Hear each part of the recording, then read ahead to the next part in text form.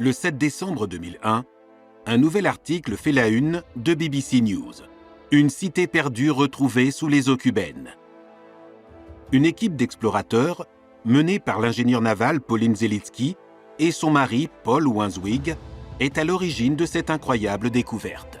Leur entreprise travaillait de concert avec le gouvernement cubain, afin de mettre au jour les centaines de navires de l'époque coloniale espagnole chargés de trésors.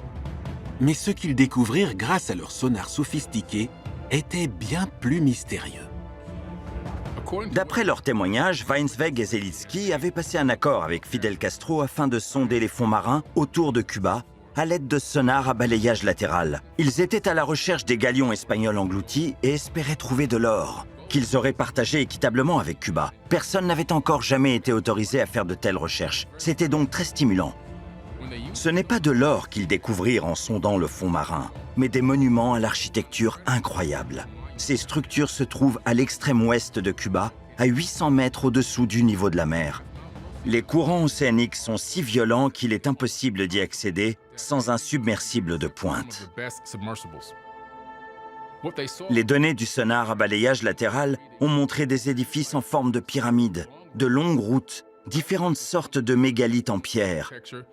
L'équipe avait apparemment signé un contrat avec le magazine National Geographic, leur offrant leur histoire en exclusivité.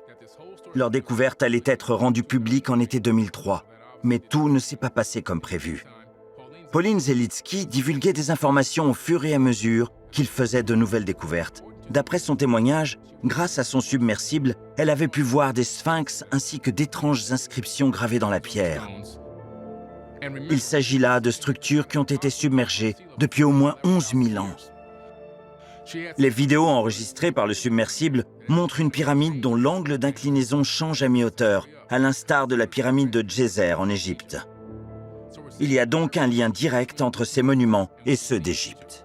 D'après moi, c'est stupéfiant, car cela pourrait signifier que les pyramides d'Égypte auraient été construites pendant la même période et seraient par conséquent bien plus vieilles que ce que l'archéologie conventionnelle suggère. C'est évident sur ces images, ces structures sont artificielles et elles sont ensuite tombées dans l'oubli. Zelitsky estime qu'il aurait fallu plus de 11 000 ans pour qu'un tel complexe soit situé à la profondeur où ces structures auraient été retrouvées. Curieusement, après qu'ils ont publié leur découverte, les organes de presse et réseaux d'information les ont ignorés. Qu'auraient-ils bien pu découvrir? Parler de cités immergées, c'est décrédibiliser les nouvelles preuves qui soutiennent que la naissance et l'effondrement des civilisations est une réalité historique cyclique. Reste à savoir à quand remontent ces civilisations. Il semblerait que chaque cycle dure 5000 ans. Le contexte historique des civilisations remonte à 50, 60, 70 000 ans. Et ces cycles de 5000 ans apparaissent clairement dans la mythologie.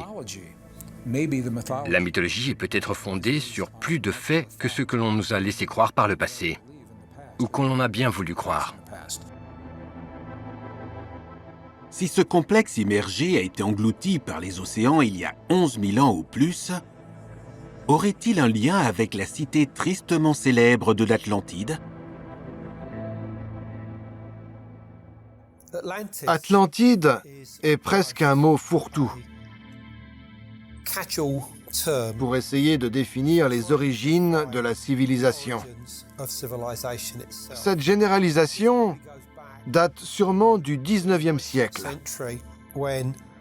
lorsque le membre du Congrès américain, Ignatius Donnelly, a écrit un livre qui allait devenir l'ouvrage précurseur sur l'Atlantide. Il était intitulé « Atlantide, monde antédiluvien ». Dans son œuvre, il soutient que toutes les civilisations, de l'Ancien et du Nouveau Monde, les Amériques, avaient une civilisation mère commune. Les informations que nous avons sur l'Atlantide, et qui nous viennent du philosophe grec Platon, qui a écrit en 350 avant Jésus-Christ, indiquent que l'Atlantide se trouve quelque part dans les Bahamas ou les Caraïbes. Mais parce qu'Ignatius Donnelly décrit l'Atlantide comme une civilisation mère, Elle devient davantage un concept qu'une véritable cité engloutie sous les eaux. Je crois que l'Atlantide a existé. Je crois qu'une grande civilisation peuplait ces gigantesques îles des Bahamas et des Caraïbes. Elle a peut-être été engloutie, détruite lors du grand cataclysme, lors du Dryas récent. Revenons sur le Dryas récent. Imaginez le monde lors de la période glaciaire. On a tous entendu parler de la période glaciaire. Alors de quoi s'agit-il? La dernière période glaciaire a commencé il y a environ 125 000 ans. De gigantesques calottes glaciaires se sont accumulées, essentiellement en Amérique du Nord et en Europe du Nord. Pourquoi? C'est une question qui divise encore les scientifiques à ce jour. Mais tous s'accordent à dire qu'une calotte glaciaire de 3 km d'épaisseur recouvrait l'Amérique du Nord et une grande partie de l'Europe du Nord. C'est il y a 21 000 ans qu'elle sera la plus étendue. Puis, les températures montent. Elles sont presque similaires aux températures actuelles. Et la glace commence à fondre. Puis, il y a 12 800 ans, très soudainement, presque du jour au lendemain, tout change. La planète se refroidit à nouveau. À ce moment-là, un grand nombre d'espèces s'éteignent. De nouveaux éléments viennent étayer les hypothèses sur les effets qu'a eu le Dryas récent. Hypothèses qui ont été soutenues par un groupe de scientifiques nombreux et très qualifiés. Ils disent avoir trouvé des preuves que plusieurs fragments de comètes sont entrés en collision avec la Terre. Pendant très longtemps, la comète était en orbite. C'était probablement un véritable spectacle pour les yeux, mais elle n'entrait pas en collision avec la Terre. Puis, la comète a commencé à se fragmenter il y a 12 800 ans de cela, et on estime que 4 de ces fragments assez volumineux se sont écrasés sur la calotte glaciaire qui recouvrait l'Amérique du Nord. C'est inimaginable. L'impact aurait été la source d'une chaleur telle qu'elle aurait fait fondre une grande partie de la calotte glaciaire d'Amérique du Nord et aurait fait que l'eau afflue jusqu'à l'hémisphère sud. En quelques jours, quelques semaines, après que l'eau ait été rejetée, les températures chutent. Il n'y a soudainement plus d'eau. La planète s'est alors asséchée et est replongée dans une période de froid intense, et là encore, de nouvelles espèces disparaissent. Le Dryas récent dure pendant 1200 ans, allant de 12 800 à 11 600 ans avant le présent. Puis, un phénomène très étrange se produit. La Terre est à nouveau plongée dans un froid glacial. Et soudainement, il y a 11 600 ans, une seconde vague massive d'eau de fonte afflue dans les océans. Il est fort probable que la Terre soit à nouveau entrée en collision avec des débris de cette même comète et que l'impact ait eu lieu il y a 11 600 ans. Ces débris ne sont pas tombés sur la glace, mais dans l'océan. Lorsqu'une comète s'écrase dans l'océan, en plus de créer des rats de marée, elle va faire s'évaporer une grande quantité d'eau qui va monter jusque dans l'exosphère. Et cette vapeur d'eau va créer un effet de serre qui explique le réchauffement extrême de la planète. C'est d'autant plus intriguant que c'est également il y a 11 600 ans que Göbekli Tepe a été fondé. Et le mystère ne s'arrête pas là, car c'est à cette même période que Platon estime la destruction et la disparition sous les eaux océaniques de la civilisation perdue de l'Atlantide.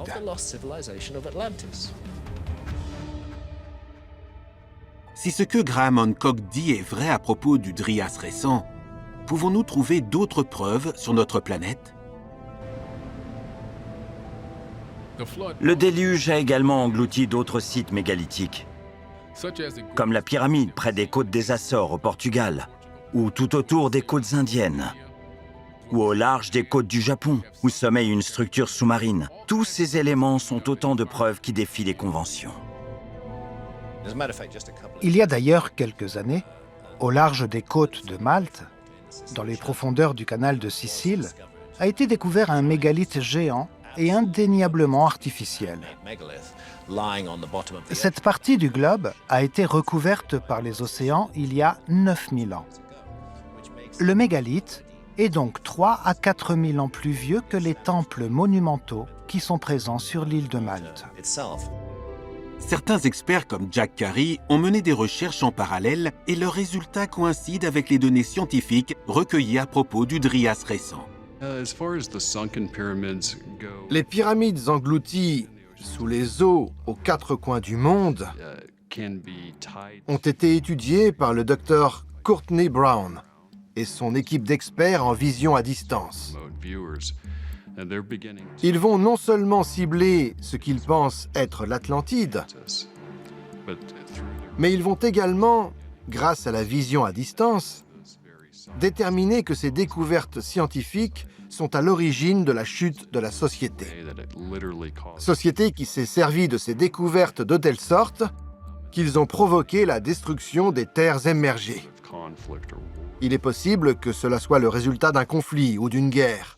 Et le fait que ces structures se retrouvent aux quatre coins du monde est fascinant. L'humanité n'a jamais été unifiée comme nous l'aurions voulu, espéré, attendu ou souhaité. Depuis les événements de la Tour de Babel, depuis ce moment-là, les hommes se sont dispersés partout sur la Terre. Un conflit ? De quel genre de conflit le docteur Courtney Brown et son équipe parlent-ils ? Platon explique en détail, dans ses anciens textes, la destruction de l'Atlantide par Zeus, qui a puni les hommes pour leur arrogance. La légende veut que cette grande cité ait été fondée par un être mi-homme, mi-dieu et patronné par Poséidon. Comme punition pour avoir abandonné leurs vertus, Zeus détruit les cités aquatiques à l'aide d'une boule de feu. Le conservateur fondateur des archives de Joseph Campbell établit des parallèles entre l'histoire de Platon et un conte similaire à propos de deux dieux sumériens en guerre. Il est probable que le mythe grec décrit par Platon à propos de l'Atlantide, continent perdu sous la tutelle de Poséidon, le dieu de la mer, possède des origines bien plus anciennes. Après tout, les écrivains de l'époque s'inspiraient d'écrits déjà existants. Et il est possible de retracer comment les informations, les illustrations et les récits évoluent d'une civilisation à l'autre, surtout si elles sont rapprochées géographiquement parlant, comme c'est le cas ici. Enki, le dieu de la civilisation sumérienne, aurait pu être l'homologue de Poséidon.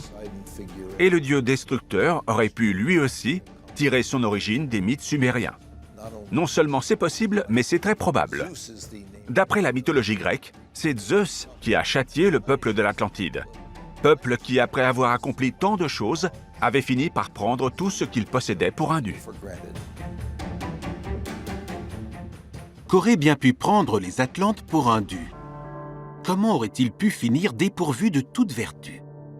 S'agirait-il d'une nouvelle interprétation dans laquelle une figure divine punit les hommes parce qu'ils en savaient trop ? Dans la mythologie sumérienne, il est question d'une période qui précède le déluge, durant laquelle une grande civilisation et de nombreuses cités prospèrent. Puis, le déluge a lieu, et il faut tout recommencer de zéro. À mon sens, le plus intéressant, c'est se souvenir, cette preuve qu'il existait quelque chose avant le déluge, quelque chose de grand, d'important. Pourrait-il y avoir un lien entre le mythe grec de l'Atlantide et les dieux sumériens ? Je m'intéresse vraiment à ces mythes.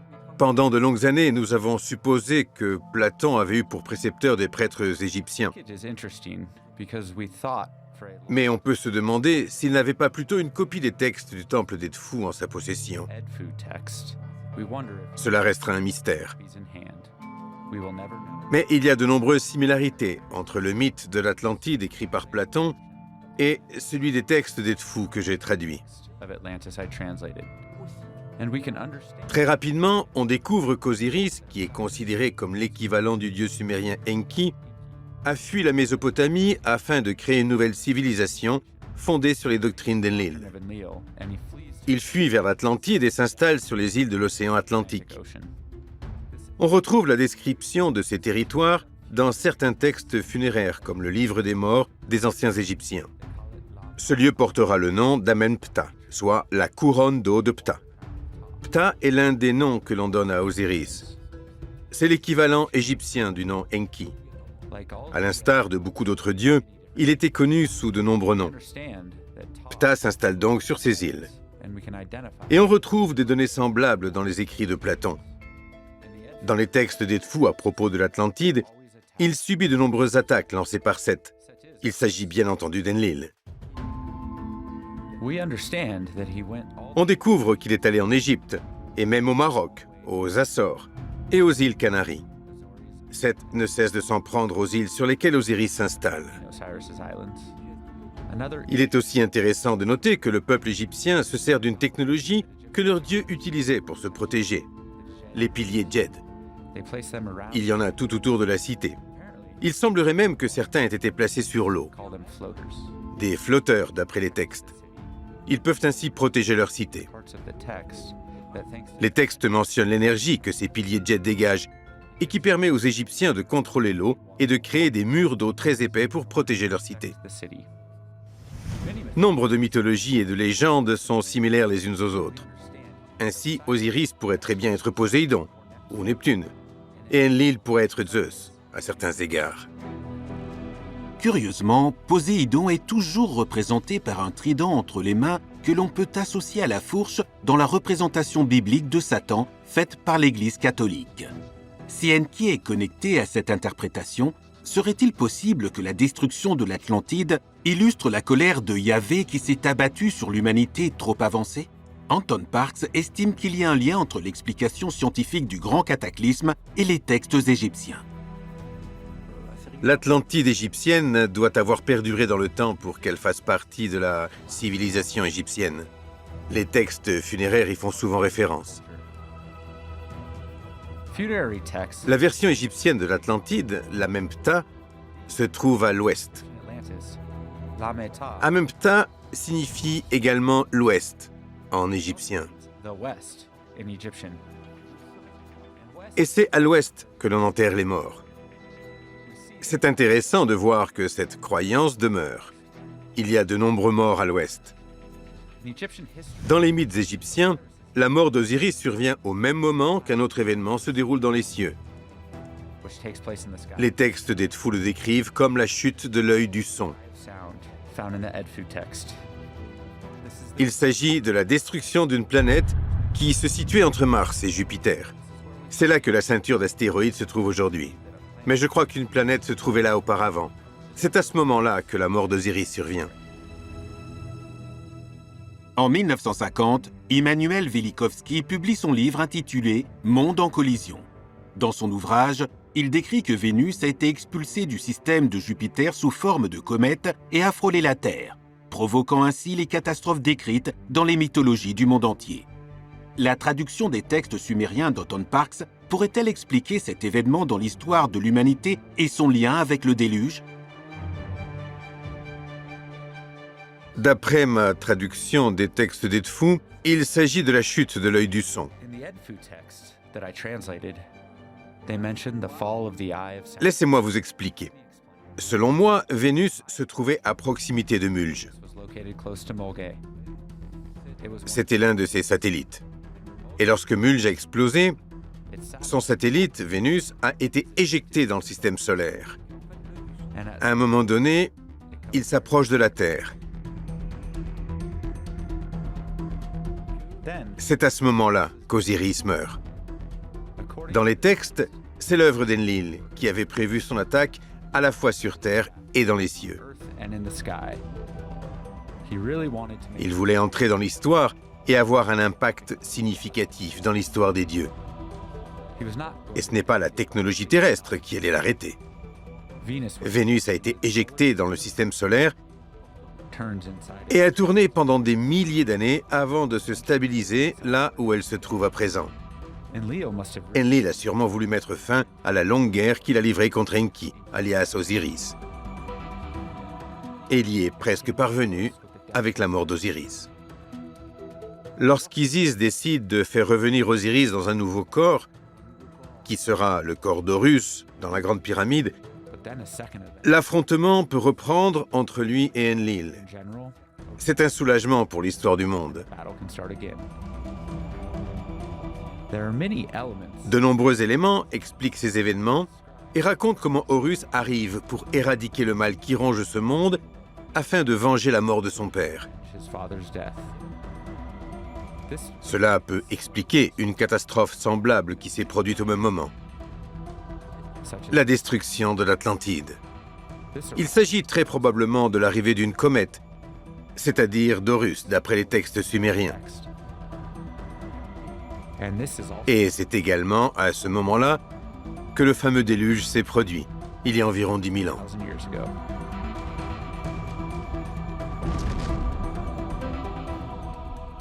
Les anciens textes sumériens pourraient-ils expliquer une lutte pour le pouvoir afin de régner sur la terre et la destruction sur terre et dans les cieux?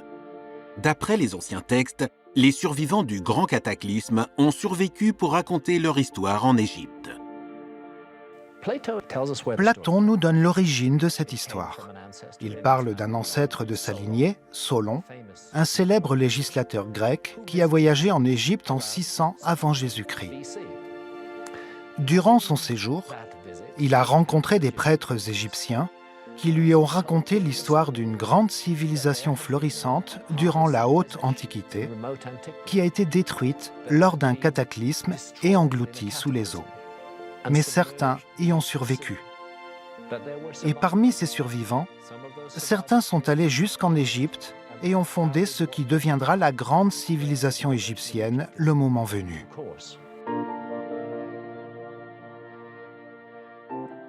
C'est grâce à cette grande civilisation que la Grande Pyramide a pu voir le jour. Se pourrait-il que ce savoir antique à présent enterré dans le sol océanique ait ressurgi à la surface? La Grande Pyramide est un monument, mais c'est une structure géométrique qui n'a pas que 4 côtés. On peut constater que chacune des faces est concave. La pyramide a donc une base en polygone à 8 faces. Ces angles rendent la conception de la pyramide extrêmement compliquée et créent une forme géométrique particulière. En analysant sa forme, on retrouve certains nombres présents dans les proportions de la pyramide. Des nombres qui ne devraient pas être présents, par exemple des constantes mathématiques. Dans le prochain épisode, les concepteurs de la Grande Pyramide nous ont-ils laissé un code que même Enlil n'est pas parvenu à détruire?